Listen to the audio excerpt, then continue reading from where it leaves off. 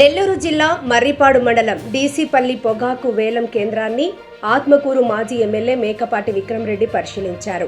వేలం కేంద్రంలో రైతులతో నేరుగా మాట్లాడి ప్రస్తుతం పొగాకు ధరల సమస్యలు అడిగి తెలుసుకున్నారు.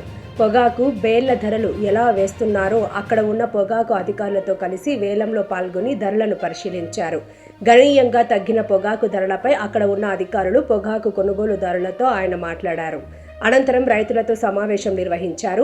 పొగాకు ధరలు పడిపోవడం, అధిక బేళ్లు తిరస్కరణలపై రైతుల ఆవేదన తెలియపరిచారు. ఈ కార్యక్రమంలో వీరి వెంట నియోజకవర్గం పరిశీలకులు పెర్నాటి కోటేశ్వరరెడ్డి, మండల కన్వీనర్లు మరియు నియోజకవర్గం వైసీపీ నాయకులు, పొగాకు రైతులు పాల్గొన్నారు.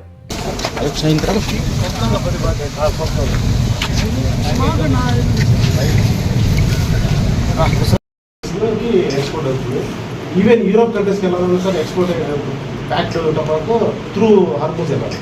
ఈ సంవత్సరం మేజర్ కాన్సెప్ట్ కానీ ట్రేడ్ చెప్తున్నారు.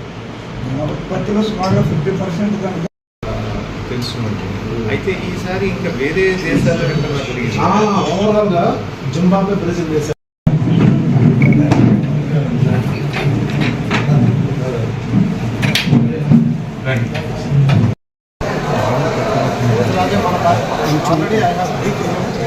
మన బాధ్యత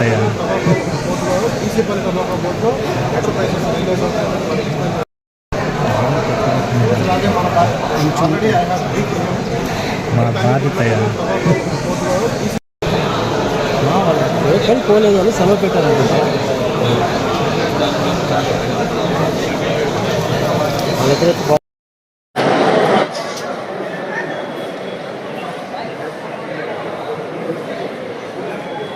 చేస్తే కొద్దిగా నష్టాలు తగ్గడానికి అవకాశం ఉందని ఎన్ని చెప్పినా వాడికి 33 ఒక రోజు అందరినీ కొంచెం సన్మానిస్తాం. అది ముందుగా మన డీసీపల్లి బోర్డులో రిజిస్టర్డ్ పొగాకు రైతులు వచ్చి దాదాపు 2000 మంది. వాళ్ళ కింద 1700 బార్నీలు. వీళ్ళందరూ సంవత్సరానికి ఒకసారి పంట వేయడానికి అవకాశం. గట్టిగా వేస్తే ఎకరాకి 6 క్వింటాలు వచ్చే పరిస్థితి. దాదాపు 240 మిలియన్ టన్నులు పొగాకు పండిస్తారు. దీనివల్ల మన కేంద్ర ప్రభుత్వానికి 75,000 కోట్లు ఆదాయం. 75,000 కోట్లు అంటే మీరు చేసే కష్టానికి,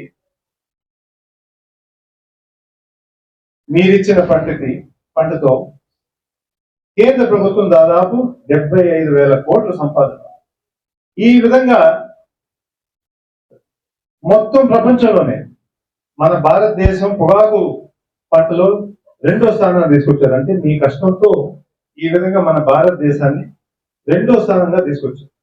అంత గత 5 సంవత్సరాలు మన వైఎస్ఆర్ జగన్మోహన్ రెడ్డి గారు ఉన్నప్పుడు ప్రతి సంవత్సరం నాకు తెలిసి 280 రూపాయలు తగ్గలేదు, 360 రూపాయల దాకా చేరింది.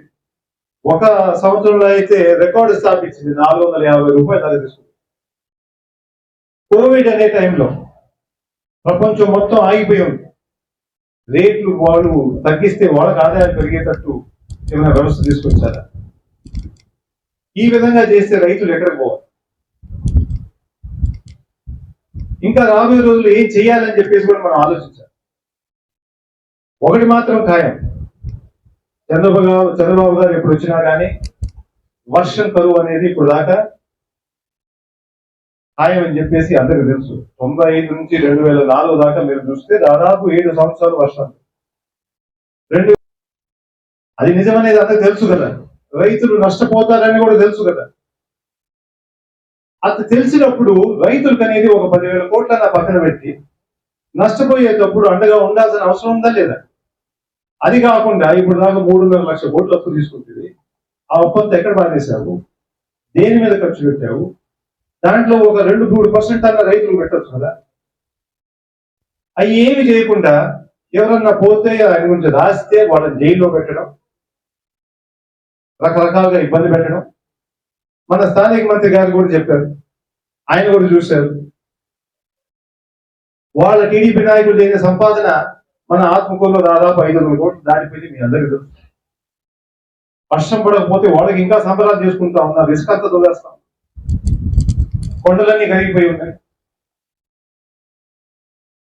500 కోట్లన్నా మాకు ఈ ప్రజలకు ఇస్తే బాగుపడతారు కదా. ఇంత మరి అన్యాయమా? రాబోయే రోజు మన హై లెవెల్ కెనాల్ ఉంది కదా, ఎన్నో సంవత్సరాల నుంచి రాజమోహన్ రెడ్డి గారు ప్రారంభించిన కార్యక్రమం అదన్నా పూర్తి చేయండి.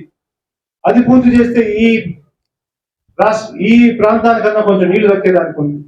వదిలేసుకోవడానికన్నా అవకాశం ఉంటుంది. వేరే పంటన్నా వేసుకోవడానికి అవకాశం ఉంటుంది. ఒకే పంట మీద ఆధారం చేసుకుని ఇంతమంది రైతుల్ని ఇబ్బంది పెట్టడం అనేది చాలా తప్పు. ఎందుకంటే పార్లమెంట్ కూడా ఢిల్లీలో మొదలు పెడుతున్నారు కాబట్టి 19వ తేదీ నుంచి మన ఇబ్బందులంతా అక్కడ కూడా చేర్చేటట్టు మన ఎంపీ ద్వారా కూడా తీసుకెళ్తాం.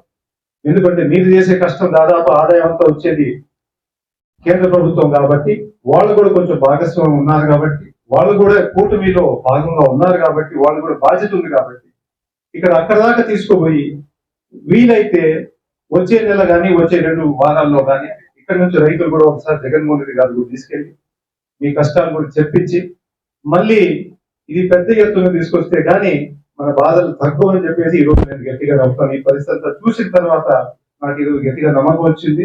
అందుకు దీన్ని ముందుకు తీసుకుపోయి మీకు సరైన న్యాయం జరిగేటట్టు బాధ్యతగా నేను తీసుకుంటానని చెప్పి నేను అడిగి తెలుస్తూ జై జగన్. సామాన్యులకు అందుబాటులో కార్పొరేట్ వైద్యం అందిస్తున్న ఎన్ఎల్ హాస్పిటల్స్ మేనేజింగ్ డైరెక్టర్ మరియు గుండె వైద్య నిపుణులు డాక్టర్ కులారి నాగేంద్ర ప్రసాద్, డైరెక్టర్ మెదడు మరియు నరముల వైద్య నిపుణులు డాక్టర్ లావణ్య కుంకాల ఆధ్వర్యంలో సామాన్యులకు అందుబాటులో కార్డియాక్ అండ్ న్యూరాలజీ సేవలు మరియు ఎమర్జెన్సీ అండ్ క్రిటికల్ సేవలు 24 గంటలు అందిస్తున్న ఎన్ఎల్ హాస్పిటల్స్ పీవీఆర్ కళ్యాణ మండపం ఎదురుగా మాగుంట లేఅవుట్, నెల్లూరు. సంప్రదించవలసిన నెంబర్లు 9966801108, 0961232888.